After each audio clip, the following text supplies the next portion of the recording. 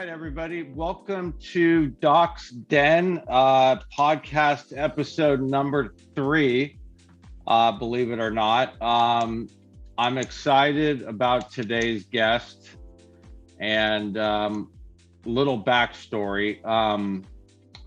When my son committed to the University of Louisville, I really wanted to get to know and understand the culture and the community there at the University of Louisville. And I reached out to a few folks that are writers and they do some background on the University of Louisville sports in general and their landscape there. And I met a gentleman that's on here today named Dalton Pence. And I'm going to let Dalton speak about his background here and we're going to chat about him. But it is amazing coming from the West Coast and coming back to the Midwest, I guess you could say sort of the mid-Southwest, or Southeast, sorry. The culture and the understanding of what rivalries and athletics and passion, and it's just another level out here. And I'm really excited to have on today Dalton Pence from the University of Louisville. Dalton, welcome to Doc's Den. Thanks for joining us today. Yeah, man.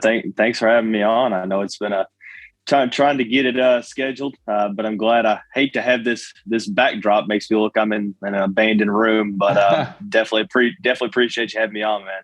You're good, bud. I appreciate your time. One of the toughest things I've learned in starting a podcast is scheduling is one part that they don't tell you about in gosh, man. in podcast school. They don't tell you about how tough challenging scheduling is. So right. I appreciate your time. I appreciate our friendship, that we've gotten to know each other. Tell the folks and everybody that's listening, tell us about your background and how you got involved with the University of Louisville. Yeah. So first off, lifelong Louisville fan, a guy that's grown up going to games, football, basketball, multiple sports, etc. I graduated from the university in 2019 with my bachelor's degree in communication. But my coverage of Louisville didn't really start from there. I actually started covering the NBA, covering college basketball recruiting in general, and then got an opportunity with the fan side that's Big Red Louie and Cardinal Sports Zone to kind of come back home in terms of a sports coverage sense, and started to cover football, which spanned into basketball, and then pretty much seemingly every sport now that there is to cover. So yeah, I mean, it's been kind of a snowball effect since the pandemic hit, and I started to cover the team kind of almost in the midst of that pandemic. And then here we are now, approximately almost 2 years later, and it seems like I cover pretty much every team. Yeah, and I can concur to that. Your the content you put out on Twitter every day practically covers everything someone needs to know about any team at Louisville. So that's awesome. One thing I wanted to ask you too was tell everyone about the Denny Crum days when he was coaching at Louisville. What was that like? And Louisville basketball, when you think of that back in the 80s and playing against the UCLAs and the Reggie Millers, and just their battles were epic, and the culture and the fans would go crazy. And it's hard to really comprehend that coming from the West Coast, because college basketball out there, yeah, we have Stanford and Cal, but it's hard to really understand what that passion is compared to what Louisville. Tell us what that is about. Yeah, so I mean, for starters, you have to understand that Louisville, and not really Louisville, like the state of Kentucky, is a huge college basketball market. It's right. One of the biggest, if not the biggest, market in terms of ratings. The city of Louisville is interesting because it's not necessarily big enough to be considered like a professional sports town. Yeah. It doesn't really have any true professional teams outside of some minor league soccer, minor league baseball, etc. but it's a very big college town. It's a, kind of like an oversized college town. It's based around this university. I wish I could have experienced the Denny Crum days. Being born in '98 and only 23 years old, I have to relive it through stories. But I'm telling you, some of these stories I hear from, Denny Crum to Gerald Griffith and, Purvis Ellison. You mentioned the 80s. I feel like the 80s was when this culture, really started to solidify. I mean, a couple national championships, multiple Final Fours in that time. And seemingly every year it was a perennial title contender, and that spanned throughout Denny's Crum time. And then when, Denny's team started to drop off, in comes Rick Pitino, and then you have the 2010s where there's a ton of success at the very beginning of that decade that I was able to experience firsthand. Just growing up, and Louisville basketball is just kind of almost like I hate to call it a myth, because I think that kind of makes it a little bit of kind of unrealistic, but that's kind of the vibe around Louisville basketball is kind of like it's a pinnacle of this community. It's a pinnacle of this city. And seemingly if you live in Louisville, it's almost impossible not to be a basketball fan. So But it definitely stemmed from the 80s. Small side story. So in 2009, I worked for a startup based out of Louisville, but I covered the West Coast for them. Mm-hmm. And I got to come out to Louisville for the first time. And they took me to my first Kentucky Derby. And I will say that weekend, I fell in love with the city of Louisville because of the people, the culture, and just the way they make you feel when you're there when you're coming to the town as an outsider, someone that's migrating in and just getting to know people, showing up out of the blue. We're dropping my phone. You're good. and they're just salt of the earth people. People in Louisville are just so welcoming. I definitely appreciate that. I think that Louisville's in a weird place, kind of between the North and the South, right in the smack dab middle of the Ohio Valley. I like to think of it as, kind of a blend of a lot of different places. You get a lot of geographical, you hear people talk about, different, geographical places in the United States. You meet different kind of people. I feel like Louisville's a good mesh of, just a collection of places. So I'm glad that your experience was great in Louisville, though, because I mean, we definitely pride ourselves in being, hospitable and stuff like that. Yeah, for sure. One thing I want to discuss one part that I experienced this season with Louisville football, and that is the rivalry between University of Kentucky and University of Louisville. Now I've been to a Stanford Cal football game, and they don't like each other? Absolutely. Is it a big deal? Yeah. But I've never seen a rivalry like what I saw this past November. When Kentucky was putting a whooping on the Cardinals, and it is what it was. They played a better game, but I left at halftime to drive back, and I put on the SEC radio and the University of Kentucky radio, the guys that were calling the game. And even though UK was up, I want to say they were up 4 touchdowns, maybe 31 points, something ridiculous. And they were still laying it on thick, like with the one-liners and the haymakers. And I'm like, what is going on with these guys? This is just nonstop. Maybe you could share some color around, what that rivalry's been like for the past, 20 years. Man, it is it's no love lost, put it that way. You think of some of the best rivalries in college sports, especially from the basketball side. I would argue that, I guess I'm a little biased. I think the Louisville-Kentucky basketball rivalry is just as good as the North Carolina-Duke rivalry. Coming from a Louisvillian, as I call myself, obviously I'm a little biased. It's just it's one of those things to where, whatever opposite end of the spectrum you're from, whether you're you bleed blue or you bleed red, metaphorically speaking, you're taught from an early age that, this is what it is. This is the rivalry. And you don't necessarily see a lot of people. There are people that will be like, I cheer for both teams, but I cheer for this team when they're playing each other. There's always a couple outliers, but so, I mean, it's one of those things to where it's very clear when these teams play each other that there's an added emphasis, leading up to the game in basketball and football. I mean, what's coming. People have the dates circled on their calendar all year long, waiting for this day. It's just one of those things to where, you mentioned how nice, the atmosphere and the rivalry from this past November. I can remember when, Louisville was, a little bit better than they were the past year. And, right. When this rivalry was a little bit more competitive. I mean, it's incredible. I mean, when the teams would go to overtime and, basketball, when it's a last minute affair. I mean, it's incredible, man. It's hard to put into words just because, I've lived it for pretty much my whole life. But put it this way, if you were to come to me with, okay, you either have to move or become a Kentucky fan, looks like I'd be finding a new house elsewhere. I get it. And that response does not surprise me, by the way.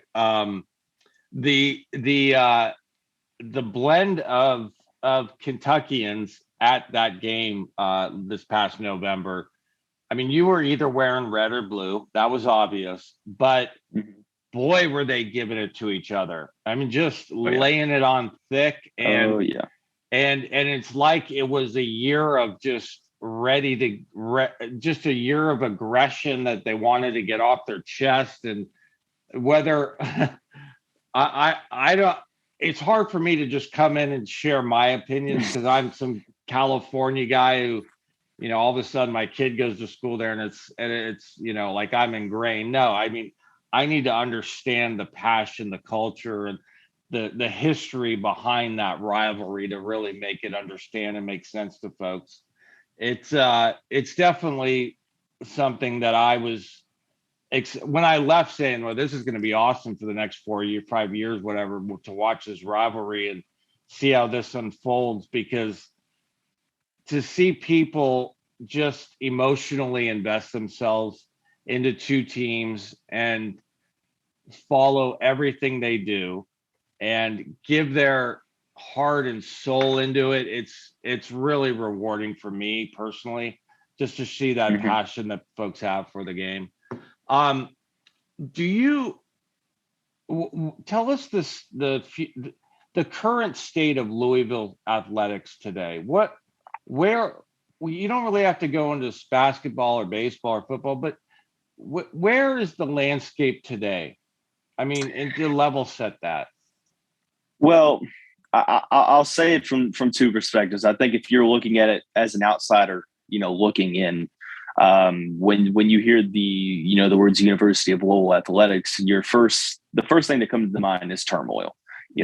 From the national scandals, Bobby Petrino's 2-10 season in 2018, so on and so forth, losing your president and athletic director pretty much simultaneously. Yeah. When you're the University of Louisville, you think, oh, everything's so discombobulated. Well, and there's people in Louisville that feel that way as well. But in my perspective, someone that's, very close to the programs, I see what goes on. I hear about what goes on. I get to see these teams play and stuff like that on a daily basis.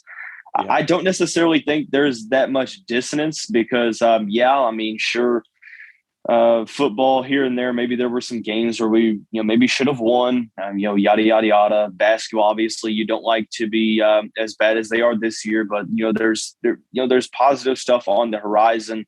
And what I tell people is there are so many great programs, at this university. You talk about the women's sports, volleyball, field hockey, amazing, softball. Amazing. Yeah, absolutely. And that's what I tell people is that, I mean, it's easy to get engulfed and caught up in the basketball and football side of things because they're your quote unquote cash cows. You're seeing them in the media. But I don't necessarily think it's a dumpster fire like people say. Now, obviously, I think I'm a little biased because of, my loyalty for the university. But like I said, I mean, I think that this basketball program next year is going to be back in the tournament. I think that Scott Satterfield is doing some great things at Louisville. And, he's, picked up on things that, the program needs to work on, and he's addressed some of that in the offseason. So I'm excited for what 2022 has to bring. Put it this way, I don't necessarily think it's as bad as people on the outside want to make it out to be. Right. I don't think it's perfect by any means, but hey, I mean, what athletics program is perfect? So, it's a time of, where the right hires need to be made for athletic director and men's basketball and president. But I'll just tell Louisville fans, be patient, let things work itself out. There are people in this program and this athletics department that truly, work their tails off for this university. And I've never been more confident that, things are going to get back to the way they should be. It's funny you mentioned the facilities, and when our family, extended family, actually came from my wife's from New Jersey and we're from California. When we all came out together for the Clemson game, one of my sister-in-laws played field hockey for Bucknell, and the overlying theme and conversation was everyone couldn't believe the facilities for the girls, whether it was the lacrosse field, the softball field, the soccer field. I mean, every field, and it had its own little stadium there. I mean, what the University of Louisville has done for athletics there is extremely impressive. How they've really invested in as much for the girls as they have for the boys sports. And, given the girls their own opportunity to shine, they don't have to share or play games on the football field. And, where you put 100 people in a football stadium, it looks like nobody's there. And then if the girls are going to play soccer and they have their own stadium and you're able to put 500 or 1,000, couple thousand people in there, it has that atmosphere of folks filling it in and people being in there bunched up together and rooting for the team. And my family was overwhelmed and really impressed by the stadiums that they built for the ladies as well. Oh, it's incredible. Men. Yeah. It's just the atmosphere. I think it's just years and years of the athletic department just backing, female sports.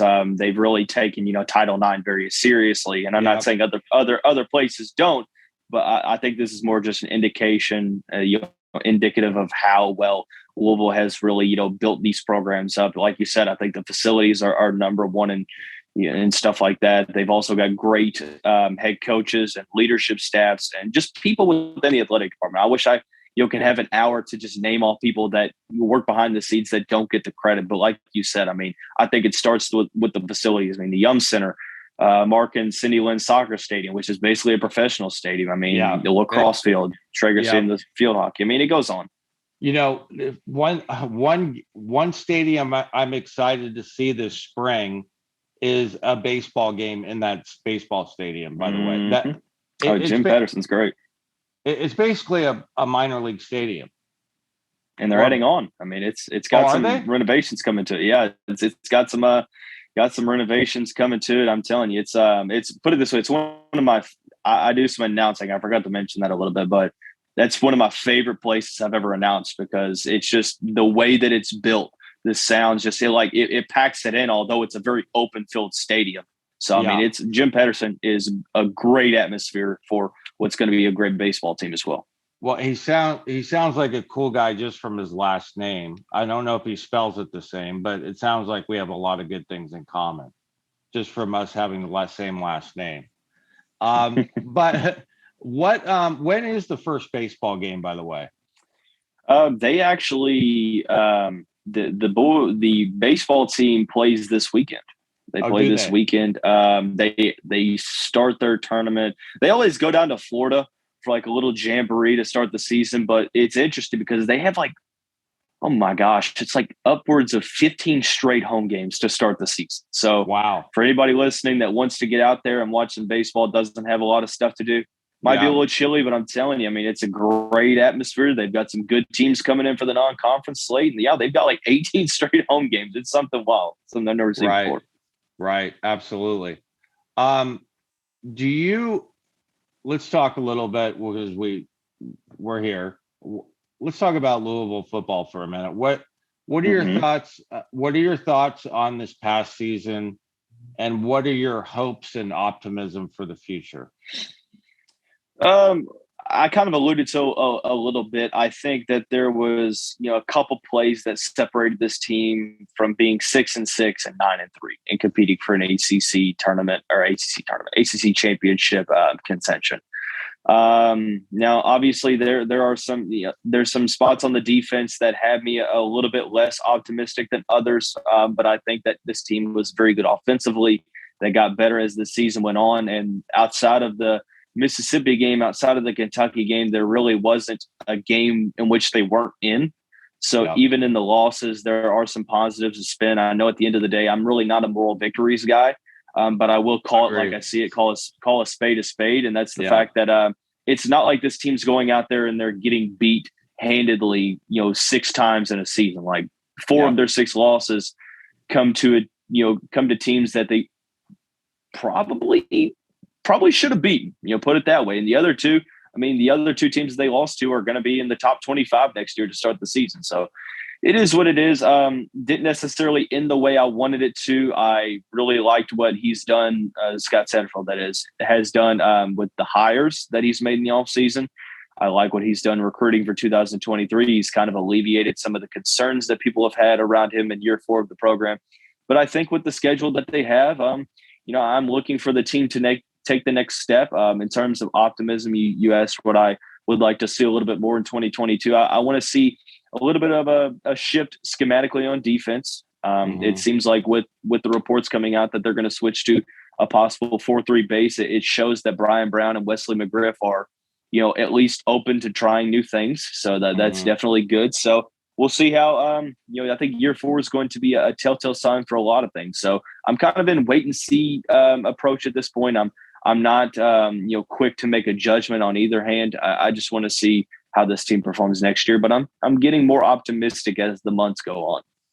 Yeah, I think you hit the nail on the head. I concur 100%. I was super impressed with Coach Satterfield, the way he handled this year, the adversity, losing his father, and not shit. Everyone had no idea what was going on. Only he did. I mean, I was in the press conference. I was in the press conference right after that game.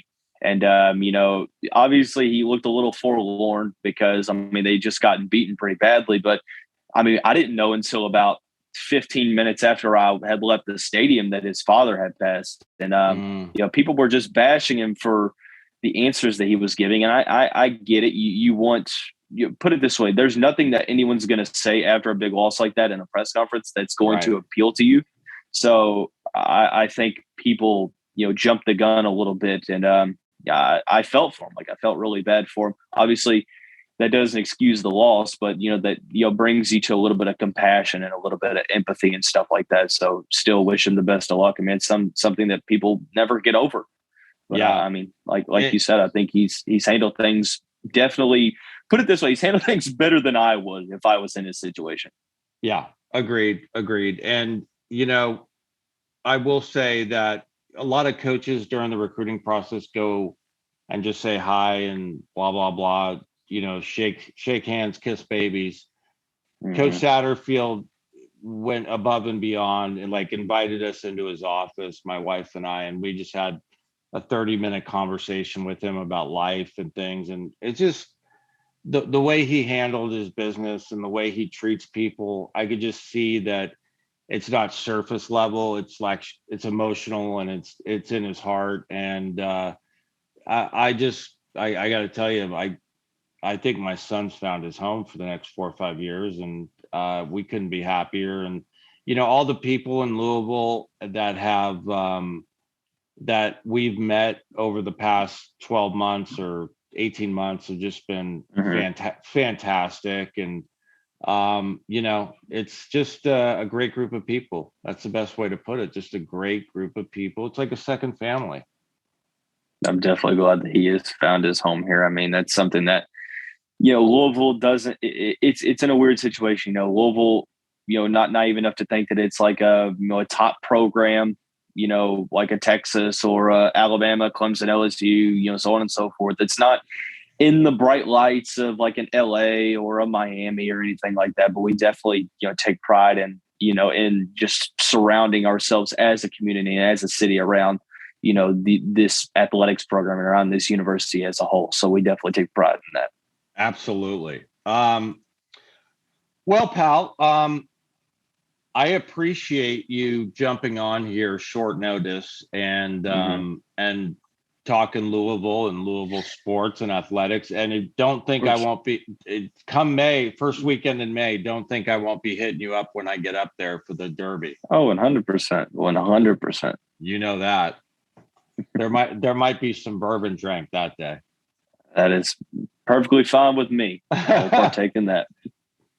Okay, well, I want to thank my guest Dalton Pence for joining us on Doc's Den today, and it's been my pleasure. He's a good friend, and I look forward to our future friendship. And I will see you around the stadium, my friend. Yes, sir. Appreciate you having me on. Okay, take care.